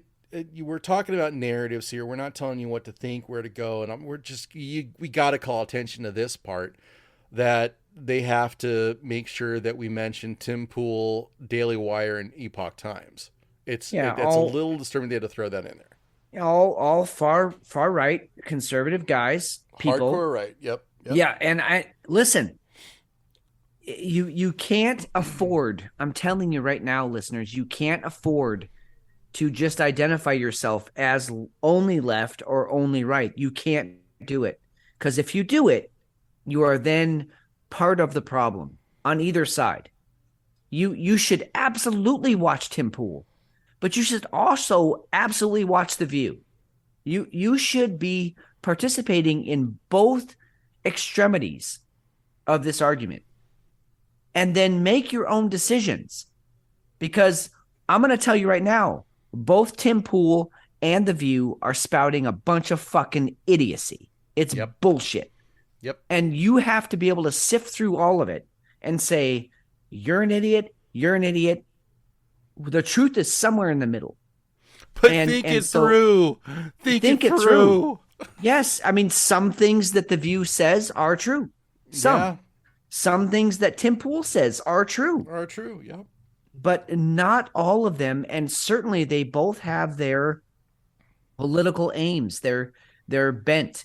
And this show, Whiskey Hell, on a very auspicious night of Whiskey Halloween, this show aims to be as much in the middle as we can. And sometimes what's great is sometimes I'll jump on the right, and McShane will have to counter that with some jumping on the left. And then other times McShane comes in on the right and I have to come in on the left. Yep. But we always want you to think about what both sides of our argument. And right now is the time to say, this show is about the middle ground and finding out what's true for you and what's true, what the actual facts are, and then how we move forward with those facts. And I this is going to be turned political. Well, it already is. It's turned highly political, and we're going to have to deal with that. But maybe, I'm just throwing this out there, guys. Maybe this was just a simple home invasion gone wrong. Maybe. Can we just leave it at that? But no, it's got to be made that he's a QAnon fucking crazy guy, and it was all done politically. That's where we go. That's where we got to go. Yeah, exactly. We got it's got to be a whack job. We got it can't just be. No, it's got to be a whack job. That's where we want to take it, because that's what's going to get you the press. That's what's going to get you the votes. That's what's going to be able to get you fucking sponsors for the LA Times. Let's call it for what it is. Amen, dude. Could you imagine if Charles Manson was like doing his shit now? Oh my God! Right? It wouldn't just be about this fucking psycho killer, killing celebrities. He would be one side. He would be Republican or Democrat. I guarantee it. They would pin it on the other side. I guarantee he would be, and somebody might own him too. Right? Like, you know what? He's just doing what he sees as best. Yep. Holy shit! And it was a shit show in the 70s when that guy went nuts. Exact. Well, he did have he carved the swastika in his forehead. Right. He's obviously conservative. Yeah. He's Republican. Yep. So all Republicans are bad because he's a Nazi. Hey, did you know Carrie Lake's already lost the election? This was fucking nuts when I saw this. Nuts. Fox 10 Phoenix. They ran I'm not sure what they call it. It's a graphic, right? Yeah. There was a graphic. They posted it, and Carrie Lake is running for governor against Katie Hobbs. Carrie Lake's the far right conservative, like she's a Trumper. And then you've got Katie Hobbs that is so far left, we're fucked. Yeah. So we're not going to get anybody in the center. There's going to be zero balance here. One way or the other, that's not even consequential. So Fox 10 put a graphic up During a newscast. During a newscast that said Katie Hobbs won 53% of the support compared to Katie Lake, 47 of the Republican nominee. It's like they already called the winner. Yeah, which is weird because it was on Fox. Like It you was think a Fox News, yes. You think they would have called it for the conservative? That was nuts. So they tried to walk it back. At 5:50 p.m. during the Fox 10 newscast today, a small graphic appeared. It was not small. It took up the whole lower left side of the screen, showing test results of the upcoming election. They're calling these are test results. These were generated by the Associated Press, which distributes results to clients. The graphic was never meant to go on air. The numbers were only part of a test. The station has taken steps to make sure this cannot happen again. Now, I want to go back to that first statement. These were generated by the Associated Press, which distributes results to clients. I don't have a problem with that necessarily. I have a problem with Fox 10 letting that shit through. Yeah. I know that media organizations are going to go through and they're going to try and, they're going to set up their stuff ahead of time, make sure everything, they're going to test, they're going to make sure everything's right. They're going to make sure that anything that's going to get out everything is settled. That's suspect though, because that stuff should not get on the air. No, not yet. How about we wait until the fucking election happens? Because, and I'm not talking to our listeners here, because our listeners are all well-informed and intelligent. Talk to me. Direct your angst at me. Okay. Lay down on the couch. Okay. But the average or less than average American comes home after their long day at whatever job that they were toiling away at. Yep. Working at TJ Maxx, working at McDonald's, not paying whatever. I'm not judging. Yeah, right. They come home, they turn on the news, they get their kids fed, kids are doing homework. I want to catch up and see what's going on in the news. And they see this and they go, fuck, Carrie Lake already lost? Well, I don't want to be part of the losing team. So when I go vote next Tuesday or a week from Tuesday, I'm gonna vote for the fucking winner. I mean, And I understand that's not the majority of the population. No, but that could be the mentality. That's the sociological impact that you're expressing, though, and that is very, very real. Carrie Lake used to work for Fox 10. Yes, and she left Fox 10. Right.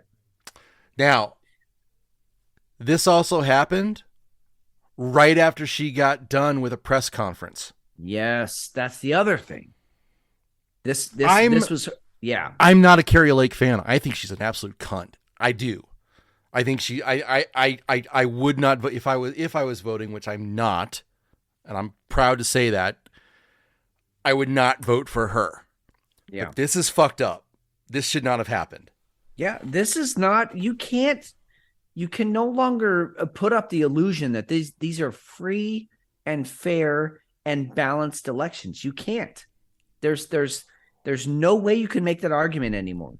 I know people try. You cannot. And I'll tell you, I had the opportunity to meet Carrie Lake. This was probably 15 years ago. She came out to do a piece on the organization that I was working for with the city of Tempe. And I found her, first of all, she's very engaging. She's easy on the eyes. Charismatic. And she's very charismatic. She just draws you in. And she did a really nice kind of fluff piece on and I know Hefe is going to listen to this podcast. It wasn't a fluffer piece. So I don't want you to get confused there. There's no fluffing going on. But it was a fluff piece on the program that we're running. Yes. And I actually happened to like her at that time. Do I agree with her politics? No. Do I agree with her husband's politics? Who, no. I mean, we could do a whole show on how he's sort of guiding her in all of this. And just so everybody knows, he's a high-level media professional, and he's totally guiding her career. And she was also, at one point, a Democrat. Let's go ahead and get that out there. Like a left Democrat. So that's when I met her.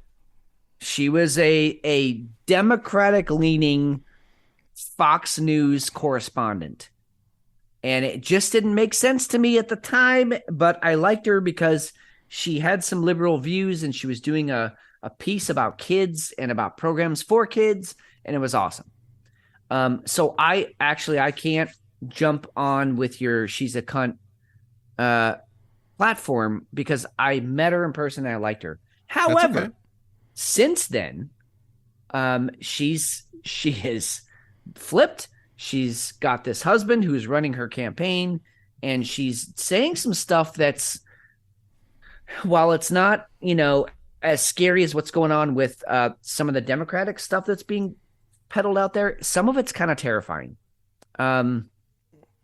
So if I were in Arizona, I wouldn't vote for her. I'm with you. I wouldn't vote for anybody because none of the choices I have is what I want. You walk into a bar, you want whiskey, and they're like, I'm sorry, all we have is beer or wine. You go to another bar. But here we're just given two choices, and you have to take one of them, even though neither one is what you want. Beer is not whiskey. Wine is not whiskey, and I want whiskey. And they won't offer that. So fuck off. However, this was a fucked up thing, and who knows who was the mastermind behind putting this graphic on there. Maybe it was a mistake, maybe. But these days, those kinds of mistakes seem pretty deliberate. She also wants to cancel the Super Bowl, so it might have been the NFL. Or the NFL's money. Well, exactly. Right? I mean, here we are with... who's... Hold on. Who's covering the NFL this year? You mean the Super Bowl? I'm sorry. Who has TV rights to the Super Bowl? Yep. Yep. There you go. You got it. You know what? You might be right here. No. Well, wait. CBS will now air the 2021, and NBC is the 2022 game. NBC. All right. So, okay. All right. Well, no, there goes that theory. Although, who knows? Wait a minute. When you start tracking the money. The 2023 Super Bowl is scheduled to air on... Hold on. They don't have the date there. Wait a minute. Hold on. No, it's Fox. It's Fox. It's Fox. I'm not saying, but it's Fox. Oh, shit. I love our show. There you go. There you go. Yeah. And she wants to and she's threatening to cancel it because of Arizona and we have the Super Bowl this year. So right. And so this is a Fox News station. Yep. Owned by Fox. Yep. And this happens on that. Wow. You heard it here first, folks. This is, well, I won't even say it's unbelievable because in today's day and age, it's really believable. It totally is. I mean, maybe it's a total conspiracy theory. Who knows? But that's interesting. I'm just saying. Dude, good fun. Well done. Hey, all right. let's stay in Arizona. Can we do that? Yeah. All right, let's do this. Border now, where Arizona officials are refusing to take down shipping containers stacked along the border, even though the Biden administration is demanding they be removed. NewsNation's Marky Martin joins us live. So, Marky, this is just the latest feud in this ongoing border battle. Nicole, Arizona is defying the federal government. Essentially, you have state leaders who are saying, hey, we'll take down these shipping containers when you come in and do something about the border.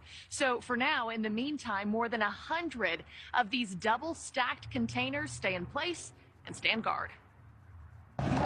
Arizona is saying no to the Biden administration's demand to take down the state's makeshift wall. The federal government's refusal to action means that we must. Over the summer, Arizona Governor Doug Ducey ordered the installation of more than 100 shipping containers to fill the gaps in the Trump-era wall along the U.S.-Mexico border. Last week, the U.S. Bureau of Reclamation sent a letter to the state saying the containers violated U.S. law and were not approved to be placed on federal land, including more than 40 they claim were placed on tribal land. But Arizona leaders aren't conceding. Their response obtained by News Nation, writing back in part this: the myriad of federal agencies that claim jurisdiction on the southern border but do nothing to prevent the public nuisance caused by illegal immigration and criminal activity that exploits the open border is quite frustrating. Riddle me this, if the federal government is demanding that these shipping containers be taken down, Arizona is saying no. I mean, legally, how does this play out? Border enforcement is a federal issue, period, the end. So if the state won't comply with federal demands or requests, the next step is going to be litigation. In a former interview with News Nation, Yuma County Supervisor Jonathan Lines said the people of Arizona had demanded the move to protect state borders. It's the drugs and the... All right. So what was quoted there, the official letter came from the Bureau of Reclamation, right? That's what they said. That's what they said. All right. So I'm gonna tell you right now, the Bureau of Reclamation, their mission statement, for lack of a better term, what they do is protect U.S. waterways. Now, did you hear anything in that story that would have somehow stopped the Colorado River or any of the other rivers that run through Arizona from running? Well, there's definitely some rivers stuff. We know the old adage, but no, there was nothing there. No, there wasn't. No, that letter had no business coming from the Bureau of Reclamation. They're all about protecting our water supply. And as well they should be. I mean, we need that. But stacking up, storage containers to block off the border from illegals, some of whom are dangerous. I'm not going to say all of them. I'm not a put up the wall kind of person. I mean, when Trump put up the wall, we all made fun of it. I was one of them because how ridiculous. But I have... And we talked about this on the show. I have spent a lot of time down in Sierra Vista, which is right very near the border. Right. And I have seen just evidence of the numbers of people. And this was 10, 12 years ago. I've seen the evidence of migrants coming across the border. Once they make it to America, they ditch their backpacks, their toothbrushes, their underwear, their toiletries, their water bottles, everything. They just ditch it, and then they just become part of our society. Fine. I understand why you're doing it. You're fleeing a bad situation in your country, but now you become a tax burden for all of us until you start a job where you actually start paying taxes, which most of them don't.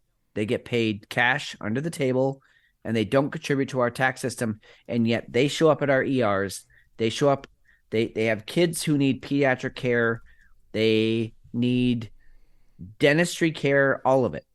And so we have to then shoulder that. And so I'm not saying they're bad people. I'm saying the bad things happen when this all happens. So that seems to me to be a federal issue for sure.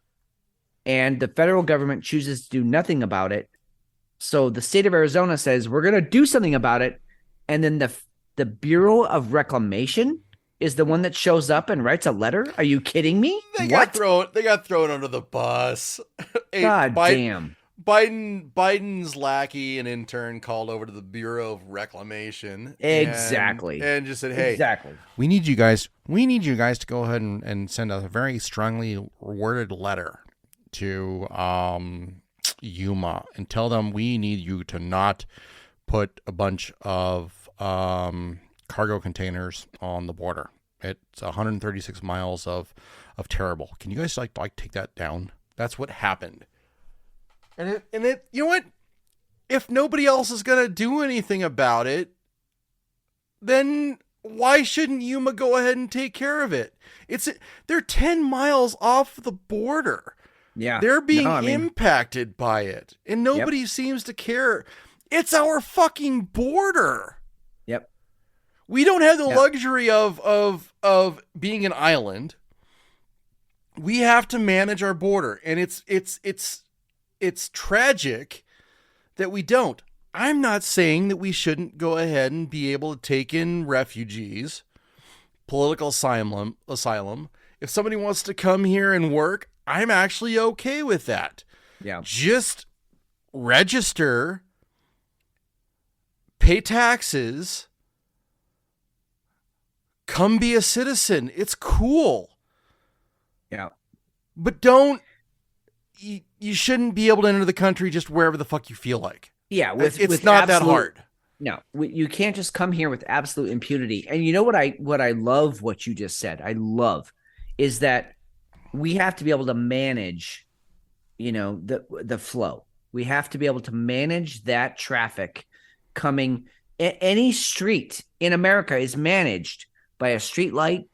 And if that fails and there's an accident, then it's managed by the cops that show up.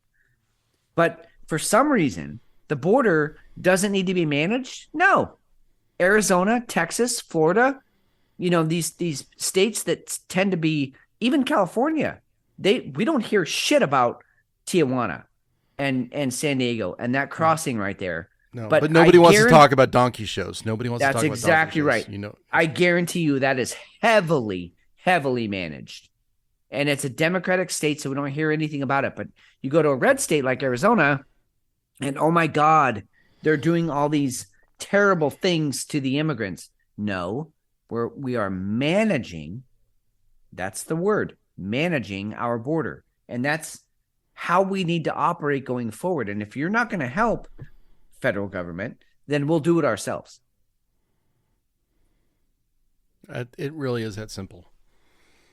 But again, kind of going back to what I said earlier, it's hard for Democrats at this point to get the votes from the people that are here, but it's easier to get votes from illegal folks and folks that feel like they're being mistreated. Yeah. So who do they dwell on? And so why not go ahead and ignore the problem like Biden's done? He's clearly done that. Oh yeah. And I'm not a big, hey, let's go and throw up a fence. There's other ways that you can do this. But Yuma's doing what they need to do to manage the impact to their city because the federal government doesn't care. Yeah, and I don't know how much time you spent down in Yuma. I actually been down to Yuma more times than I care to admit. It's flat. There's nothing out there. Nothing. There's a prison, right? I mean, there's not a lot there. Yeah, there's a prison. There's an air base.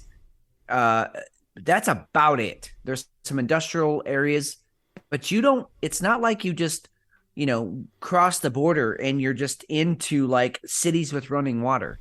You cross the border and you're still in fucking desert, just like the last 21 days that you've been hiking. So these people are expending great effort to get here and to cross the border. And I get that, but either their motivation is a better life or their motivation is we can do crime here. And we need to be able to sift that out. These aren't the half-ass, well, I think I'll go. No, you don't cross a desert for 30 days if you're not quite sure what you're doing. You either are going for a better life or you're going because you want to do something nefarious. And we need to have a way to filter that out and to figure out who's who. Because having a better life is okay. Having a better life is okay. Exactly. It's not a bad I'm all thing. for it. Yep. 100%. You dropped this nugget on me. I had no idea that we had a rail strike pending or diesel fuel that was pending. So I want to get into this.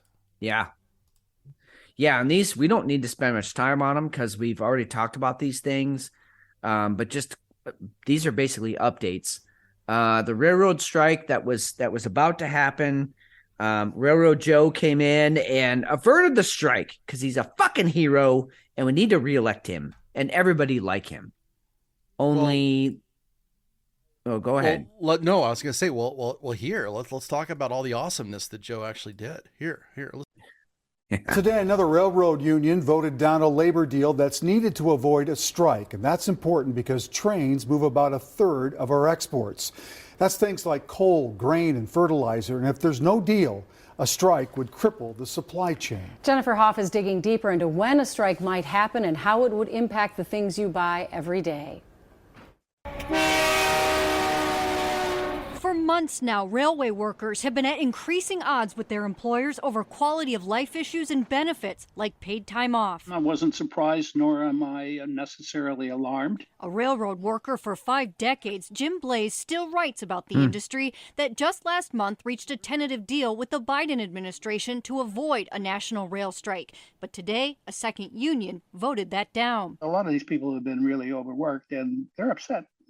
And you know what? If I had their job, I'd be upset too.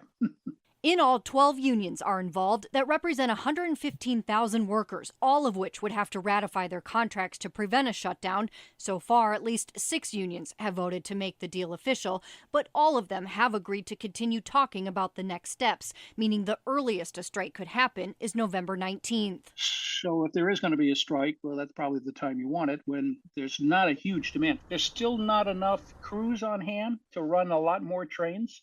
There are still bottlenecks on certain sections of track. 4 large unionized railroads operate out of Minnesota, and some 3,500 workers here would go on strike. But across the country, 7,000 trains run every day, and if they shut down, the Association of American Railroads says it would cost the economy $2 billion every day. And with the Mississippi River so low it's limiting barge traffic to a shortage of trucks and truck drivers, even alternative options are limited. People are realizing, that railroad life is kind of hard. It's a tough job. And the passenger rail service, Amtrak, would also be significantly impacted if there was a strike. So that may very well affect you or I. But a strike won't necessarily limit what we're buying in stores, at least in the short term. Experts in supply chain management say, remember, railroads transport those raw materials and the large, bulky items that would probably just force manufacturers to come up with some contingency plans. It is something that consumers, should be aware of, and we should be paying attention to. But the grocery stores, the shelves aren't going to be empty. Your shopping should not be impacted for the holiday season. So some good news there. Goldschmidt, a professor at St. Thomas, says those raw items certainly are necessary to make those things that we want to buy. So maybe in the long term, we might feel a pinch, but these rail strikes are pretty rare. And when we have had them in the past, they have not lasted very long. So a lot of people. So wow, the spin. Holy shit. It really was great, right? Let's not fuck up the holiday season. Yeah. But we're absolutely screwed when it comes to the long term. Yeah. No. The verbiage they used was we might feel a bit of a pinch. A bit of a pinch. So you equate that to, ow, my brother just pinched me. It's just the tip. And what it's really going to be is a fucking baseball bat to your nose. That's what this is going to be. And I they can minimize it all they want. So here's the shit of it. We have this story. Railroad workers are going to go on strike, but it's long term because most of the goods and services we receive are from diesel trucks. So now what's the next story, McShane? U.S. diesel shortage is increasingly likely until economy slows. Bingo. London, October 27. This is London. It's not London, England.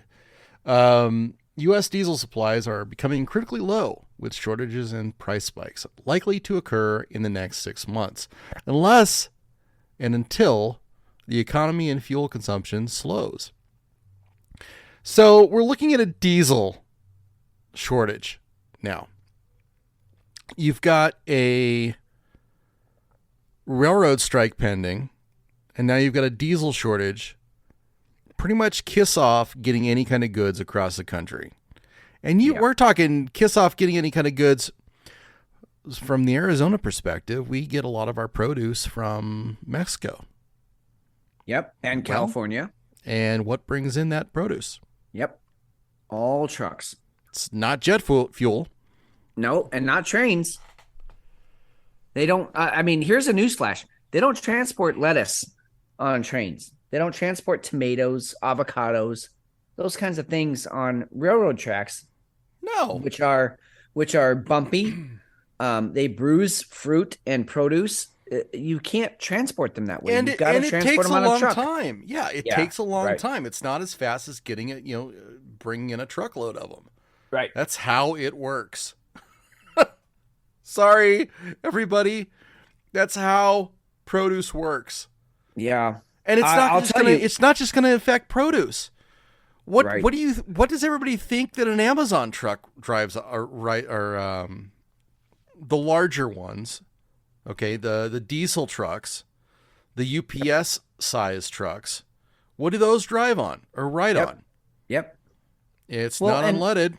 And hey, let's back up one step. What do you think trains run on? Oh, it's crazy talk. They run on diesel fuel, guys. Diesel fuel. The only things that don't run on diesel fuel are our own personal vehicles and jets. And oh, by the way, let's just throw this in there. Jet fuel, it comes from diesel fuel. It has to be diesel first, and then they refine it, and it becomes jet fuel. I have a trip to Chicago happening in middle of November, right before the travel season actually starts for Thanksgiving. Yeah. If I can't get home, I'm going to be upset. I'm just saying. Well, the good thing is that you can probably rent a car and pay for gasoline, regular car fuel, for anywhere from anywhere from $9 to $20 a gallon. Yeah, it'll be after the election. After the election. Yeah, it'll be after the election. Yep. And you'll be able to get home, for $2,500. It'll be cool. This is a big deal, guys. We're not going to dwell on it. But those two stories in conjunction, that we have the railroad strike, and then on top of it, the diesel fuel shortage. And listen, this is we are scheduled to run out of diesel fuel on the Monday before Thanksgiving. So if you feel like you're going to have a great Christmas, you're fucked. Yeah. Start rearranging things. Start figuring out how you're going to make it a good Christmas with, coal in the stockings, because things are about to get real chippy. Fitz, let's go and wind up the show. Let's do a bonus show. Is it okay? Yeah, no, that sounds great, because we're 2 hours in. But let's wrap up this show. Yep. Let's do the which beer are you taking to bed thing. But I also, real quick, I want to say the number of stories, and we talked about this a couple weeks ago. Number of stories we found in the last 2 days. I feel like that's going to pick up. It's going to be like this until we hit the elections. So it's getting hot. It's getting hot. Yeah, exactly. So please, as listeners, just be aware that we're going to make a regular show, 2 hours long. It's going to have its beginning, middle, and end. But we're probably, for the next few weeks anyway, we're going to be doing bonus shows, because there's just too much to cover in one show. And it all needs to get out. We have opinions on these things, and we want to know your opinions on them. So just be ready for that. Absolutely. All right. Yeah. What beer are you taking to bed? Shit. Well, okay. So I'm going from a purely economic sense here, okay? Okay. I'm taking Captain of the Coast to bed because it was more expensive. And the more expensive prostitute is usually the better one. Usually. Allegedly. Does she try as hard? Does she try as hard though? Well, yes, actually this one did. And that's why I'm taking this one to bed. Captain of the Coast was complex. It was sort of unexpected. You got flavors in there you didn't know were coming. and every sip was different. Now the Futterbingers, great beer, and definitely filling that niche of that peanut butter Imperial Stout. Very good. If you're a fan of Butterfinger, the candy bar, you will love this beer. But a little too kitschy for me. I'm gonna go with the uniqueness of the Captain of the Sea on this one and take that to bed, because that's your unicorn. That's you just don't find those often. So what about you? What are you taking to bed? I got to go with the Baltic. Public Yeah. Enemy, Baltic Porter by Dust Bowl. I really, really enjoyed having a proper Baltic Porter. I would go out and buy this again. If I could find a case of them, I would have them and just sit them in there and just go grab a Baltic when I wanted to. It's like home cooking for me. Yeah. It really is. Yeah. And if I Comfort find food. one, and that's not a knock against the Clareboya. It's not, because that was it actually ended up being a really great beer as it warmed up. I haven't finished it yet. I did seriously enjoy it though. It was a good beer, but I just love the Baltic. I'm a big Baltic fan. So Yeah, I think we both had two really good beers tonight. I'm so glad that you took the Public Enemy to bed, because I mean, you got Fight the Power. You got Welcome to the Terror Dome. Welcome to the Terror Dome, baby. All right, so we're gonna go ahead and wrap up the show. Fantastic night, great fucking beers, just a great time. Fitz, thanks for being my wingman, man. Yeah, as always, great show. Can't wait to see you guys on the after hour show, because we have more good stuff to cover. So thank you all. We love you guys. Keep listening, and more good content to follow. All right. I'm Steve McShane. I'm Fitz. We'll talk to you soon. That will do it for this week's show. Shocking how long they last each week. Remember to leave a review, and thanks for listening.